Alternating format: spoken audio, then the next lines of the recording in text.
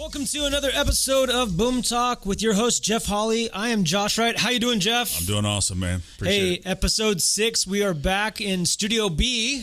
Got a new studio set up, so we like this spot. We might jump back and forth, but yeah, for sure. Yeah, for now, this is a nice little change of pace. We like the white background. We're growing. We're getting it figured out. So, how you been? Doing well, man. You know, it's been a crazy month for us, as you know. Yeah, for the world and for us. Yeah, definitely. I mean, crazy months for the world. And for us, man, it's just been, it's been good. Right. So, I mean, it's been challenging to get through some of the things. One of the things that's been really cool around town is we were able to get a hold of some masks and donate. You said you wanted to say if anyone else was listening in our industry. Yeah. So one of the things that we were able to do is we were able to secure 25,000 masks and surgical masks, and through a good partner of ours over at Blue Beat Digital. Okay. And so, you know, one of my frustrations right now is seeing how folks that are jumping away from their core. Right. And trying to make a quick buck, and trying to make a quick buck by offering things that isn't what they do. Right. And so, you know, my challenge would be is to any company that is out there, whether you're in the wireless industry or not, is to try to make an impact in your community, right, without taking advantage of your community. Exactly. Yeah. Brilliant. Well, that was good to be a part of that. So we're going to stay on the topic of Internet of Things. We talked about that last episode, but we want to go kind of more in detail again. So for anybody who's just jumping into this episode, remind us, what is the Internet of Things, IoT? Yeah, so, man, Internet of Things is so vast. Yeah. It means something different to anybody and everybody. Right. And most people are like, I have no idea what it is. And so if you have a Nest in your house, if you have a Ring doorbell, you know, any of those things can be considered IoT. Right. And so they say that by the end of 2020, Gartner says that 2/3 of all consumers will have bought something that is IoT related or Internet of Things related. Right. So it's going to be interesting. It's going to be the third largest industry. By the end of 2020, they're predicting. Gotcha. So it's a really large industry when you're talking about the third largest. And everyone's affected by it, regardless if they know it or not. It's been around for a while, shipping and all sorts of stuff. You said early Coke machines. Yeah, Coke machines in the 80s. Right. You know, had some of these capabilities. So it's interesting to see that it's making such a hard surge right now. Right. But man, there are so many items that aren't connected to the internet. That could be and will be. Yeah, for sure. So give us some benefits, just in general. I mean, benefits is safety. Mm-hmm. Benefits could be time, saving time, saving money. Mm-hmm. So for us, we're in the process of building out 4 different products. Okay.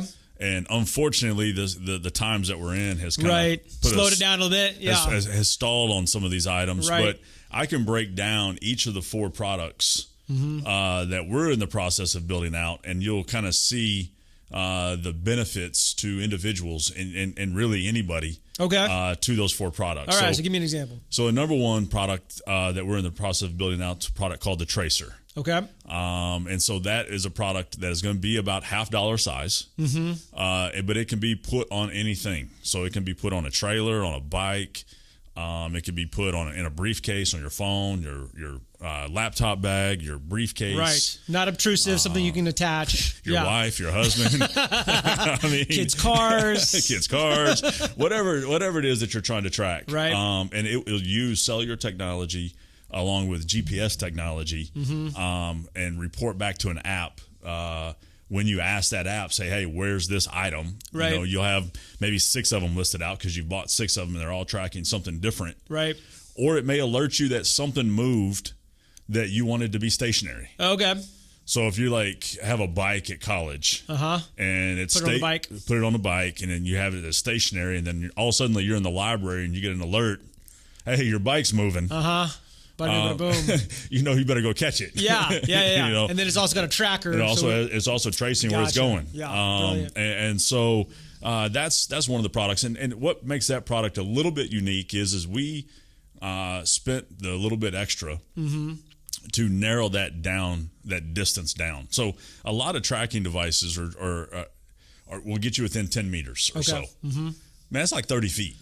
Right, not much. Yeah. And so 30 feet can change the dynamics of a lot of things. You know, I mean, are you looking in a wooded area? 30 feet's way different. Right. If you're looking in a field, 30 feet's not that big of a difference. Right. 30 feet is different if you're looking for something that's moving. 30 feet's different if you're looking for something that can't talk back to you to see where it's at. Right. I mean, right. so, I mean, it's... What's the difference now? What's the general... How much is that improving on the what's there now? So we're moving ours to 1 to 3 meters. Oh, okay. So within 3 to 9 feet. Gotcha. Of that product. Yeah. And that makes it a lot easier. So for especially smaller objects or objects, or if you're searching for something in the sand. Yeah. Or, nice. you know, you're at the beach, you lost your keys and they got buried in the sand. Nice. 30 feet to 3 feet or 30 Huge feet to 9 difference. feet. Yeah.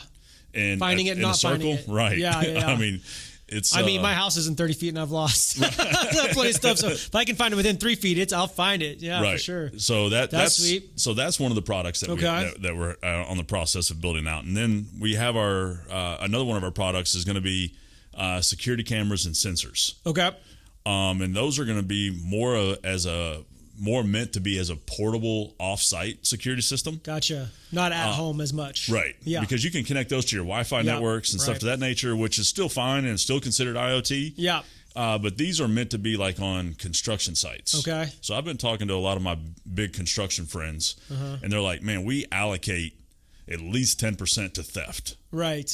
Because we just know that we drop product off, that somebody's going to take it. Yeah. At some point in time. Right. And I'm like, what if I could help you build a solution that helps cut down on you having to base 10% of your cost? It helps the consumer, right? Not having to pay that extra money because of the theft. And then it helps the construction guys just recoup that money. Right. So the security camera would work off of a wireless card. And it also has sensors that they could put on either the stack of tile they just brought in, the stack of lumber they just brought in. Okay. They could put it on windows to see if the windows opened or closed. They can put them on doors. They can put it in appliances that are on site, and they can begin to track and monitor those things. And so when those things start to move, it triggers the security cameras to come on, which triggers the app. It starts recording it. You can look at it live. You can see what's taking place. See where it's going. See where it's going. Yeah, what's being stolen and stuff to that nature. Nice. So that's another product that we're trying to put a wrap on. So two more. One of them is a taser. Okay. And a taser is kind of a funny object. You know, people are like, "How are you going to make that IoT?" Right. And so we wanted to go. We wanted to take the taser and kind of put it on steroids. Okay. And so what will happen as soon as you activate or use the taser, it will take multiple pictures. Okay. Of what's in front of you that you're tasing. It'll start a recorder inside of it, so it'll start recording the conversation, audio and all that, and audio and what's going on. And then it has the ability to send out 3 texts or make 3 phone calls. Gotcha. To wherever you have that set up. You can be in charge of setting that up. So if you want, and what those 3 phone calls are is sending the location. Yeah. So it's doing the cellular and the GPS is locating where you're at and sending those coordinates via text message or phone call. Nice. To somebody to say, hey, this taser was. So if you're in a dark alley and someone jumps you, you hit the taser. You don't have to worry about calling people. Right. It takes care of that all in one. You know, protect yourself and make the call out at the same time. Yep. That's brilliant. Yeah. And then our last item is our fully functional smallest smartphone. Yeah. It's called the Key. Let me see that thing real quick. Yeah. Like, because you're a big guy, so it looks a little bit smaller in your hands. But yeah, look at this thing. This is it's got all of the devices just like you would on a smartphone. It's activated through touch. Yeah. It's got an awesome watch on it at the top there. And so on the back of it, it also has an SOS button. Okay. So it's one of those things where if you wanted to hang this, especially around kids or grandparents, right? And you wanted an SOS button to where if they fell, all they have to do is click the button. It will alert 3 different places again, wherever you set those alerts up to. The same with the kids. And then it is also a tracking device. It's also tracking, so you can pull the app up, see where they're at, see, within the 3 feet. Within the 3 feet, yeah. I mean, so, and then the coolest thing about this thing is that it has an open source code to it. And so we can literally drag and drop different APIs and different So, for instance, your garage door opener. Right. We could get the API to the, say, Genie garage door opener and drag and drop it onto the device, and now you can use the device to open your garage. Gotcha. So you can be multiple device, Yeah, so right. now you can unlock your door. Now so you very can, similar to like smartphone, smart watch, but with a little bit more kind of rugged accessibility. Also, you can keep it on something that you don't already have your smartphone on. Correct. And it's got a little bit more in the way of finding it, locating it, also protection if it gets like stolen or Yeah, and so it also has full Bluetooth capabilities, so you can connect it to your headset, or you literally can talk into it just like this, and it sounds great. Right. So it's a real multifunctional, small. You can actually pair this with your current smartphone. So if you went out on a run, or if you went hiking, or you went to the beach, or you went to the pool, backup. Yeah, you'd much rather carry this thing, right, than your expensive phone. than your $1,200 phone. Right. Price point. And so the price point, we're going to be in that say $249 range. Right. So much better than a phone, or and with all the capabilities that it's going to have in it, you're not gonna find something that makes life that much easier for you. Right, at that price point, especially. For sure. That's awesome. So all of that, came about because you started studying Internet of Things, IoT, and you had all these ideas pop up, and here it is. Yeah, for sure. So one of the things that you guys will learn about us and about me specifically is I don't mind diving in, and I don't mind creating. I don't mind trying to figure out ways to solve problems. Right. If IoT was actually used to solve problems and not just to be cool, right, then I think that we would get a lot more traction that is sticky. Right. And you can actually see a return on investment. Right. And so that was kind of some of the biggest things that we covered in the first session is that companies are trying to figure out where that return on investment is. Right. And I think that we're trying to find products where you can definitely see a return on investment and make people's lives better. Right. Awesome. So talking about business, what are your tips for today? Like, we've talked about, don't create your own river, go with the flow. We talked about, be lean and mean and learn how to adapt. What's some other stuff that you have that you've learned from all of this, creating this device? Yeah. So what I would say for this is, just in general for business, is I would find 3 to 5 entrepreneurs in your community that you feel have been successful. And it doesn't even have to be in what you're interested in. Right. You can always learn. Right. No matter who you're talking to. Yep. I mean, I've learned some really valuable lessons by just stopping and we used to do some street ministry. Right. And I would stop along the side of the streets and just talk with folks that are living on the street. Right. Listen. I mean, my goodness, the knowledge that some of these, some of them survival tips. Some of them are whacked. Yeah. Some I ate fish out of a dumpster in San Diego with a guy on the beach with a prayer before I ate it. Like, God, you're going to have to protect me here. But some of the best fish I've ever had in my life, and this guy got it out of the dumpster. So who knows what you can learn? Right. I'm telling you, it's crazy. It is crazy. But I would, and so I'm gonna give you a list of questions. Okay.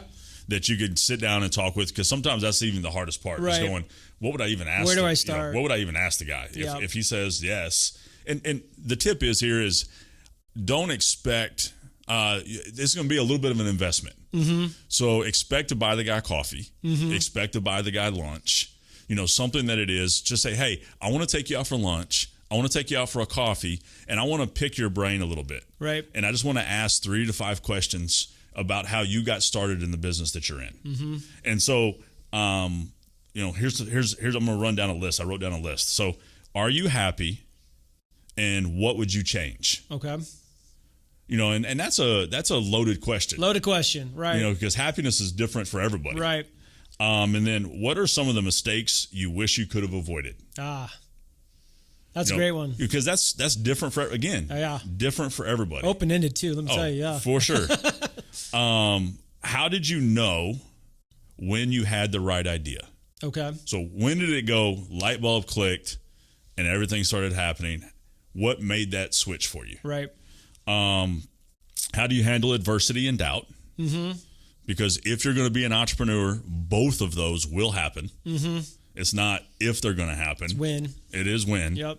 And then how could I be a good leader? What is your leadership qualities that you bring to your business that helps you survive in your business, and how can I be a good leader? Yeah. Man, you can grow so much just from those questions. Just from those 5 questions. Right. You might need 2 hours of a lunch to get through that, but yeah. I mean, it is, and that's why I say pick 3 of the 5 maybe. Right. That are going to really, really and those are get to great what to you want. ask of yourself, ask of mentors, go find people that you can ask, not just entrepreneurs, but other people you respect, coaches, all sorts of stuff. For sure. Great questions to learn and to develop with mentors, for sure. Absolutely. Yeah. So anyway, thank you so much again for being a part of our podcast. If you want to reach out to Jeff, how do they get a hold of you? Yeah, tell them to, look, anybody can reach out to me via email. So just reach out to Jeff, just jeff.holley, HOLLEY, at boom.us. Yeah. If you have any questions about I.O.T. or anything else business related, let us know about this episode. You can leave comments also in the comment section. So thank you so much for being a part of our podcast, and we'll see you guys next time on Boom Talk. Peace out.